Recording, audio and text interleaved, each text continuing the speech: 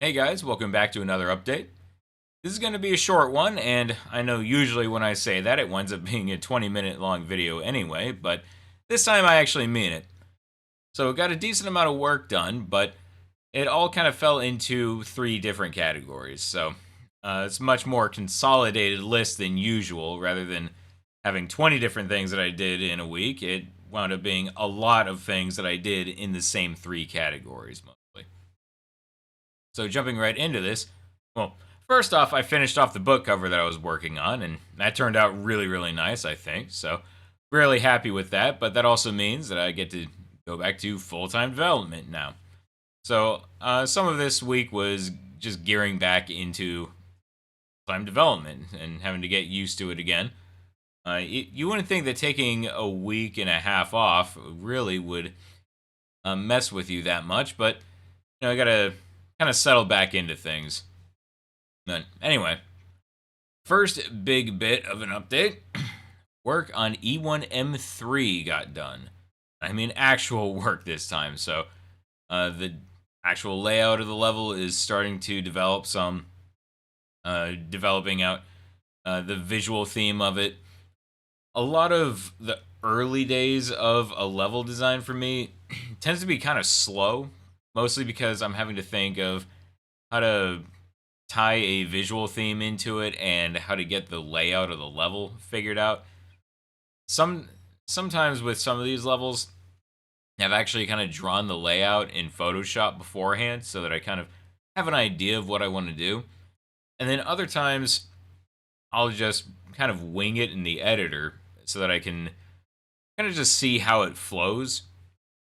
And I think that messing with it in the editor more just kind of better suits me because it allows it to feel a little bit more organic. Plus, it's a little bit easier to imagine the flow of the level when you're actually seeing it in the game and everything. But it makes it to where it goes a little bit slow. But I've got the I've been getting some visual things sorted out early on for it. So, figuring out where some of the eye candy is going to go and figuring out some of the lights and things like that. So, E1M3 is going pretty well so far. I've got more of it in my head than actually developed in the level so far, but the important thing is to figure out the layout first, and then you can get it thrown in pretty easily. So, it's it just kind of goes back to what I was saying for some of my updates before with some of the detail passes on E1M1 and E1M2, where I'm trying to set a higher standard early on.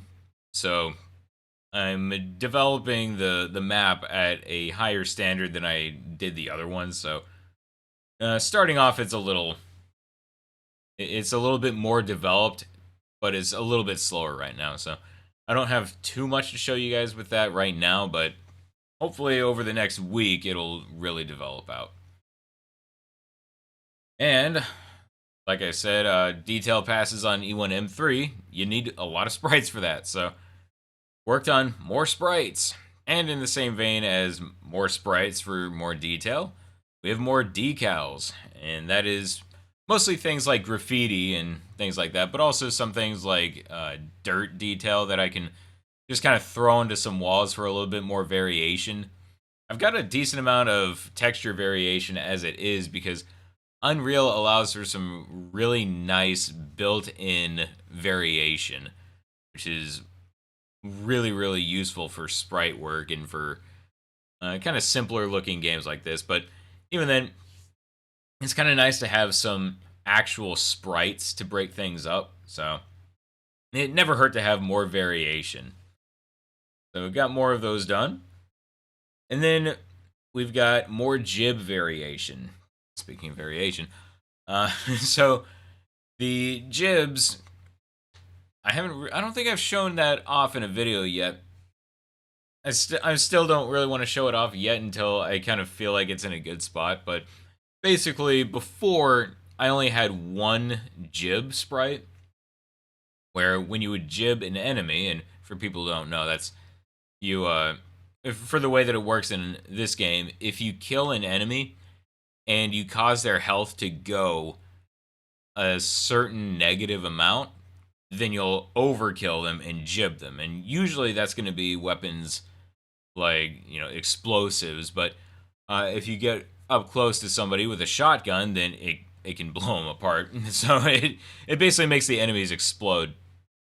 And when they do, I have the game spawn a random amount between about 2 and 5 or so. But anyway, a random amount of sprites that's just for giblets. So initially that was just some little red chunks that would go flying out when you would jib somebody. And, that's fine, but I wanted a little bit more variation. So now I've got some extra sprites for that. But more importantly is I now have it set to where the jibs, when they spawn, will look at the type of enemy that they're spawning from, and I can set specific jibs for specific types of enemies. So now we're going to get more specialized giblets for certain enemies than others. So that way you won't, for instance, like blow up a bug and then have like an arm go flying out like a human arm. So it just makes it a little bit more fitting and also adds more variation with that. So that's about it for this week.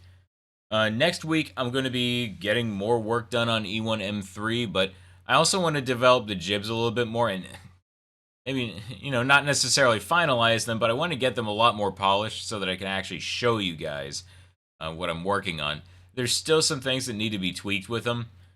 Nothing too major. I just need to actually, go in and do it. I've just been really busy on E1M3, so that's taken up most of my attention this week. But that is it for now, so thank you for watching. I will see you guys next week. Have a good one, everyone.